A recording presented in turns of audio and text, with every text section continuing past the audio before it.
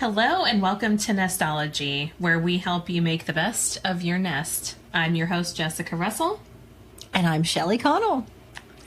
And today we're going to talk about how much money do you actually need to buy a house?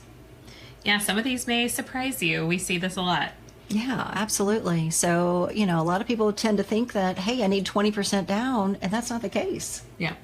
There are loan types that we can do a 0 down payment. Mm-hmm. And on average, I'd say, 3.5% down, 5% down. You can do as much as you'd like if you want to do more than that. But Right. as far as minimums go, think about 0 to 3.5 to 5%. Yes, some good options. What about closing cost? Because that is different for those of you that might be first-time home buyers. You have your down payment, which is portion of the sales price, but then you have to pay closing costs. Absolutely. So when you're looking at overall cost of buying a home, you're looking at the down payment amount, right? Whatever that percentage is going to be of the sales price. Then, in addition to that, there are closing costs involved. And I would say a rough average would be 2% of what the purchase price is for closing costs. So you add those two numbers together, and then you've got the down payment plus the closing costs, and that's what I would consider monies needed for closing. What else? Well, there's also inspection costs, and that's not going to be part of the closing cost because you're going to pay that during the contract period. So it is an extra expense that's not calculated into closing costs. What is an inspection? Well, the inspections, you're going to have your general home inspection, which, that can start around $500 and go up from there. There's factors as far as how big the house is, what systems you need inspected. If there's a pool or septic tank or well, you're going to have extra things that will add to that expense.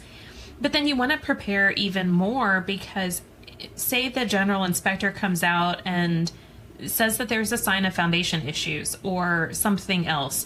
Maybe there's some plumbing issues that they find. You may need to do pressure tests or scope of the plumbing.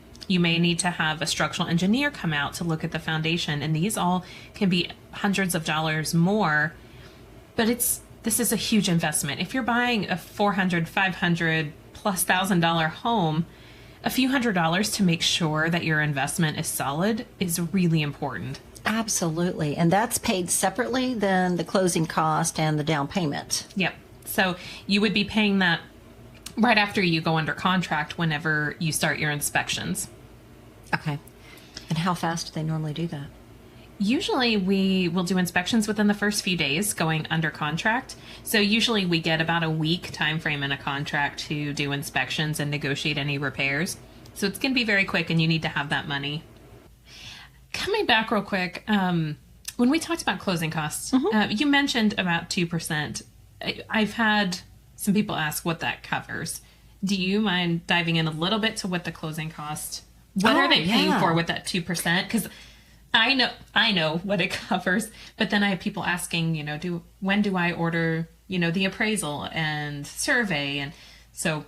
Absolutely. So closing costs are actually comprised of 3 different parts. Okay. So you've got the lender fees, then you've got title company fees. Then the middle section is going to be what we call the escrow section or your prepaid section, which basically that's going to entail your homeowner's insurance, the property taxes that we're collecting if you have an escrow account. And that's a weird word for a lot of people, but escrow is basically the set aside for your taxes and insurance that a mortgage company will hold on to for you if you have less than 20% down.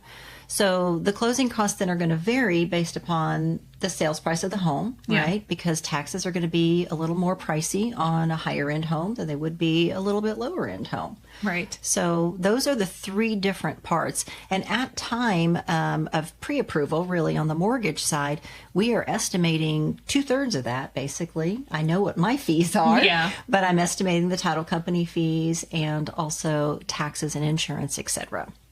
So when they talk to a lender, they can get an idea, an estimate of what they would need to bring to closing based on their pre-approval? Absolutely. So that's basically what we do at time of pre-approval. We're going to go through the entire loan application, go through the details. What loan type is it? How much down? And then, after that initial conversation, they'll get something in writing from me that shows the total breakdown of monies needed for closing, which is going to break down your monthly payment, the closing cost, and down payment, everything all included. Good. So you can plan ahead. Yes. Be prepared. Be prepared. Okay, so on to what are unexpected expenses that people might incur when buying a house? Well, you see this too, but people will sometimes put themselves in a bad position where they put all their money into closing costs and down payment and wipe out their savings, and they forget about all the things that are going to happen after closing that you may have to pay for. First of all, moving. That's so expensive now to move. Unless you have some really nice friends and family. I'm getting past that point in my life where I have friends who are willing to help. We all have bad backs and can't Depends do on them how anymore. Many stairs. Yeah, yes. No stairs for us, luckily. Now, some other things people often don't consider. If you're coming from an apartment that is providing your fridge or even your washer and dryer, those aren't items that transfer with a sale. So you won't get to usually keep the seller's fridge, washer, and dryer. So you'll have to purchase those appliances. Ooh, yeah. But you know what? Can I throw something in on that? When you need to buy these things, let's make sure we buy them after closing, not during the loan process. Please. Yes. There's you have to be very careful because Shelley will come after you. Yeah, I have to be the credit police. Don't use the credit. You also, especially if you're coming from an apartment, you need to buy yard equipment. You're going to need a lawnmower, edger, you need hoses, ladders. If you have high ceilings and need to be able to change light bulbs, it's amazing how many of these little things that you may not think about. Like trash cans. Yes. If you are buying a bigger house and you came from a one bedroom, one bath apartment, and now you have 3 bathrooms, you need shower curtains and trash cans, more towels. So just a lot of... You gotta have the matching towels. Yes. And you can't have guests using a bathroom that doesn't have a trash can or towels. You could. But, no, might get a little sketchy. Yes. Another thing to consider is that you want to get your house rekeyed. This is a safety thing. You're going to get keys from the seller when you close, and they should be handing over all of their keys, but they may have other keys floating around out there. The house cleaner, the dog sitter, the neighbor, all the family. Some people have 20 keys floating around. They may have forgot the one in the pot out back under the fake rock. Yes. And depending on how many doors, how many, types of locks and everything, that can be a few $100s to get, the house rekeyed. You also want to reprogram the garage door openers. Oh, didn't think about that. A lot of people have in their cars, the buttons for opening the garage door built in to the car so that they don't have, and they're not giving you their car. So that would be sweet. It would be nice to get a car with That'd be really nice. Oh, yeah. Oh my goodness. Yeah. So a lot of things you want to just have a little money set aside to make sure that you've got enough for these unexpected things that you don't really realize are part of the home buying process. Yeah. And for those extras that should come after closing, we'll talk about that. But you're going to have a few $1,000s in equipment, especially if you need appliances. You're going to spend a few $1,000s. Now, you can find these things used. So that's my big tip, is to check out estate sales. And you can be doing this while you are under contract. If you are not putting it on credit. Estate sales are great because you can find, some of these yard tools, a great, used lawnmower for a fraction of the price. And yes, the credit thing. So Shelley, explain to us how easy it is, because some people don't realize what they're doing, but they go into a store to go buy the new fridge and washer and dryer, and then they get these offers. Yes, I know. And we've got to be really careful with that, guys, because, when I'm looking at numbers, we're looking at what's called the debt to income ratio.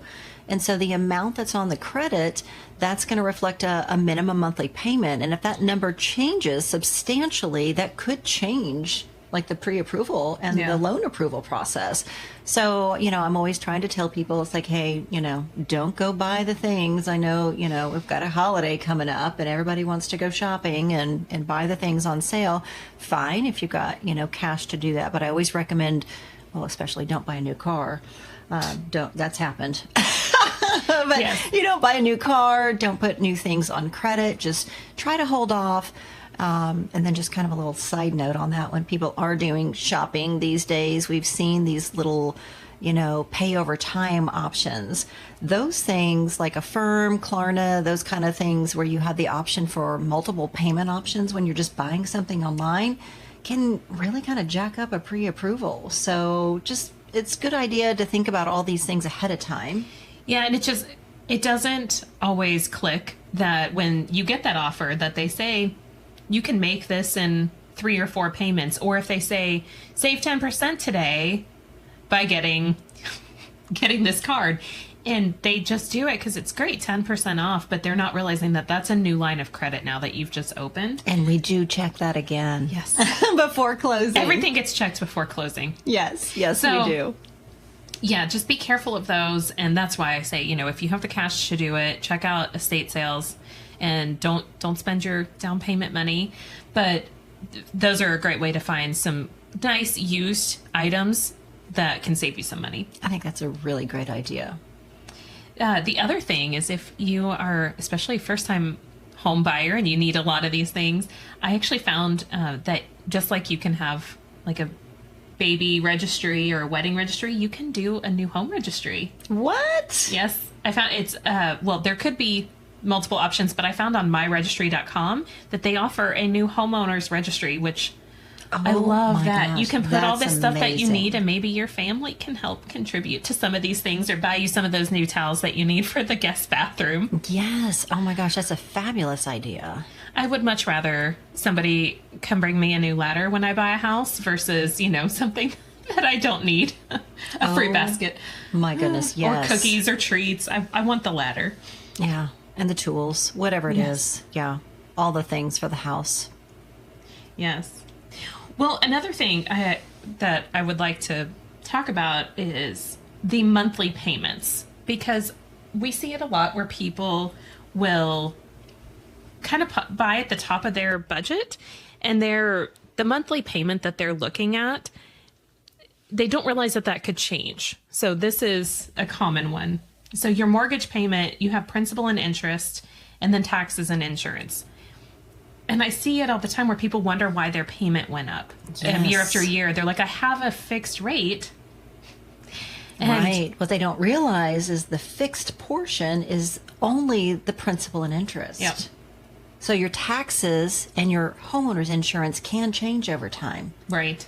And so, taxes have been kind of going up in this area, right? Yes. So when you see a monthly payment that might be changing, it's most likely going to be your taxes and your insurance. Well, insurance has been going up like crazy, too. Oh, my goodness. It's awful. I mean, know. I'm seeing some shocking numbers with insurance. So that said, you don't want to max out. If you're comfortable with, I'm just going to use a round number, $3,000 a month as your mortgage payment, and you go to that full $3,000, what if your payment is 31 or 32 next year? And the year after that, if it's 33 or 34, and I've had some that have gone up even more than that, but are you comfortable if that goes up? And you have to be ready for that, because I have, over the last couple of years, with taxes going up so much and insurance, I've had people sell that don't want to move, but they can't afford the raise in taxes and insurance. Absolutely. Absolutely. And, something's kind of good to know with regards to, like insurance, for example. I know mine personally doubled this year, Yes. which was crazy. Yes. But one thing people also don't realize after closing is you can shop around your insurance. Mm-hmm. So you can actually check that out. So if it does go up, you can actually check out some other options. Yeah. Not that it's going to necessarily help, but but you never know. It might. Right. Yeah. So so basically, let's try to end with something positive. There's a lot of expenses. It doesn't have to be, a ton of expenses, because some of this stuff we, may have mentioned in other episodes, that closing costs, things like that could potentially be paid from the seller. We are getting, yes, Right? we've talked about that already. Yeah, that they're getting, we're seeing a lot of times where buyers are getting help from the sellers and paying those closing costs. So. Yeah. And one really big benefit when you buy a house, so when you close on a house, whatever month that is you close, you're going to skip that next month of mortgage payment. So it won't actually get started, until the month after that. So you're going to have one full month potentially with no mortgage payment. Hopefully rent doesn't overlap with that. But Yeah. right, that can happen. And we see, so I get that question a lot when I ask when a buyer wants to move in, and they say, well, my lease is up on May 31st, so I'm hoping to close that week. And they're trying to keep it as close as possible because they don't want the overlap. They can't afford a month of mortgage and rent at the same time, so they're trying to push it really close together. They don't realize that if they close in April, they won't be paying a mortgage in May. They won't be paying till June. So it gives more cushion to allow time to find a house. And then you have one whole month to buy all the unexpected items. Exactly. Yes. So you actually can buy those things in the Yes. first month. I don't ever advise cutting it that close with a week gap. You never know. Mother Nature, other things. There's so many things that can happen that could delay closing. And the last thing you want is to be sitting with everything in a moving truck and not have anywhere to go. So it really helps to have that first month with no mortgage payment. So Absolutely. you have some more flexibility. Well, it's nice, when you know these things kind of up front, what to expect as far as what the cost of the house, when you're using a great real estate agent like yourself, Jessica. Thank you. When you have a great lender that's going to not give you any surprises and it's going to let you know those estimates up front. Yes. You're going to be able to plan a little more accordingly so that maybe it won't be so much of a surprise. Yes. Well, thank you guys for joining us, and be sure to check us out on our socials. It's a Nestology podcast on Facebook and Instagram, or you can email us questions or stories at nestologypodcast@gmail.com. Make the best of your nest. Bye.